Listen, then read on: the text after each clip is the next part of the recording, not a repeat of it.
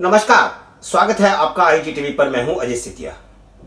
कांग्रेस को परेशानी है कि भारत की निर्वाचित संसद ने राजीव गांधी की मौत के 28 साल बाद उनकी पत्नी, बेटे और बेटी की एसपीजी सुरक्षा को हटा दिया है।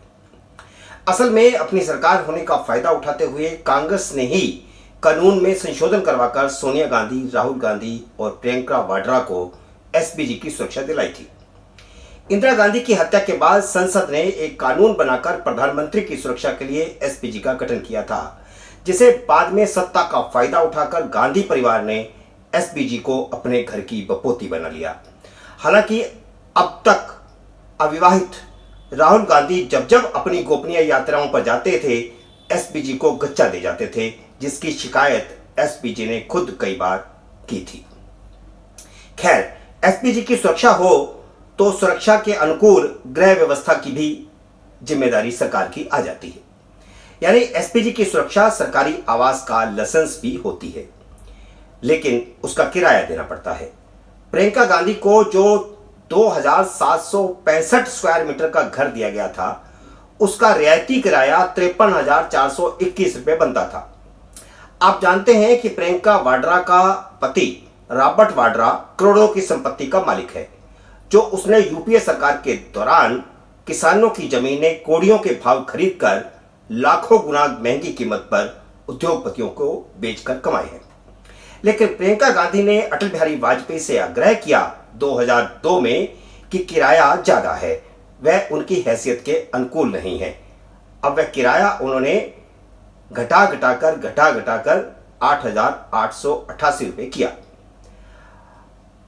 जबकि उस समय इसका किराया 53,421 रुपये बनता था, वह भी रियायत करने के बाद, जबकि उस कोठी का किराया लुटियन जोन में 1 लाख रुपए से ज्यादा था। अब इस समय वह जिस कोठी में रहती है, उसका मार्केट रेंट कम से कम 2 लाख रुपए महीना है। 2 लाख रुपए महीना की कोठी में वह 31,300 रुपये मात्र किराया देती है।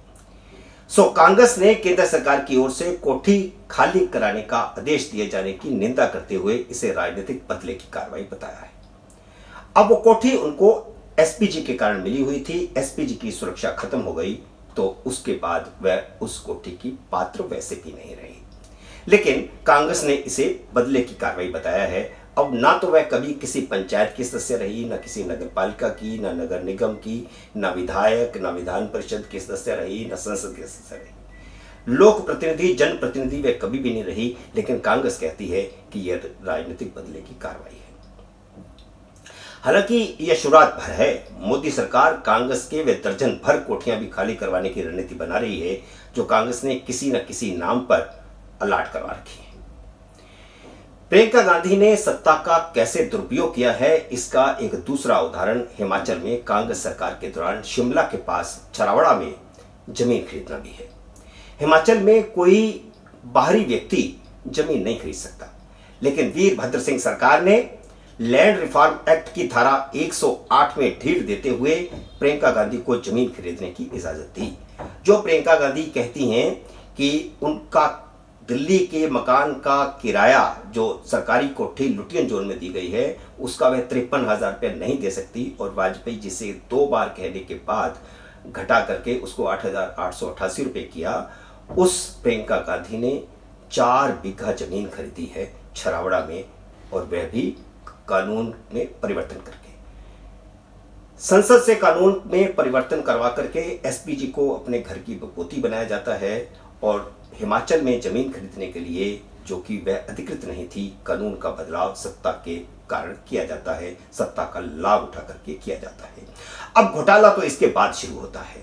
उस जमीन का मार्केट की कीमत 2007 में जब उन्होंने खरीदी, तो 1 बीघे की कीमत 1 करोड़ रुपया थी, और 4 बीघा जमीन उन्होंने ली, यानी 4 करोड़ रुपए की वो जमीन कम से कम थी। लेकिन वह जमीन उन्हें 47 लाख रुपए में दी गई। अब 47 लाख रुपए की रजिस्ट्री हुई है, जबकि मार्केट कीमत उसकी 1 करोड़ रुपए बीघा है, यानी 4 करोड़ रुपए की है। तो यह मामला इस समय हाईकोर्ट में है, और हाईकोर्ट में इसमें क्या निर्णय होगा हम कह नहीं सकते। लेकिन इसके बावजूद कि हाईकोर्ट में मामला था, राज्य सरकार ने उसके में मकान बनाने पर प्रतिबंध नहीं लगाया। उनका मकान करीब करीब बनकर तैयार है। वह शिमला तो नहीं जाएगी, छरावड़ा तो नहीं जाएगी, वहां तो नहीं रहेगी। लेकिन अब सुनने में यह आया है कि शीला कौल की कोठी लखनऊ में बनकर तैयार है और वह लखनऊ में जाने के लिए पहले से तैयारी कर रही थी। सरकार ने क्योंकि कोठी उनकी मकान रद्द कर दिया है तो शायद वह अब लखनऊ ही जाकर बसेगी। आपको याद होगा कि 1977 में जब इंदिरा गांधी हार गई थी चुनाव, तो उस समय संजय गांधी भी चुनाव हार गए थे। उस समय राहुल गांधी राजनीति में नहीं थे।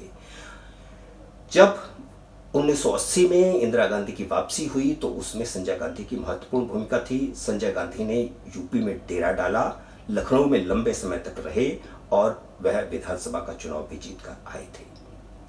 संजय गांधी की मेहनत का फल यह निकला था कि विधानसभा की सरकार में बहुमत आया और वहां से राज्य की सरकार बनी और विधायक दल ने संजय गांधी को विधायक दल का नेता बनाया था, जबकि संजय गांधी मुख्यमंत्री बनने को तैयार नहीं हुए और उन्होंने उस समय वीपी सिंह को मुख्यमंत्री बनाया था।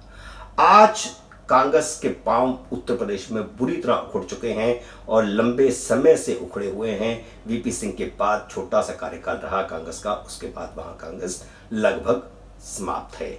अब प्रियंका गांधी की जिम्मेदारी कांग्रेस को यूपी में खड़ा करने की है, तो क्या वह सचमुच दिल्ली से अपना डेरा बदलकर लखनऊ ले जाएगी?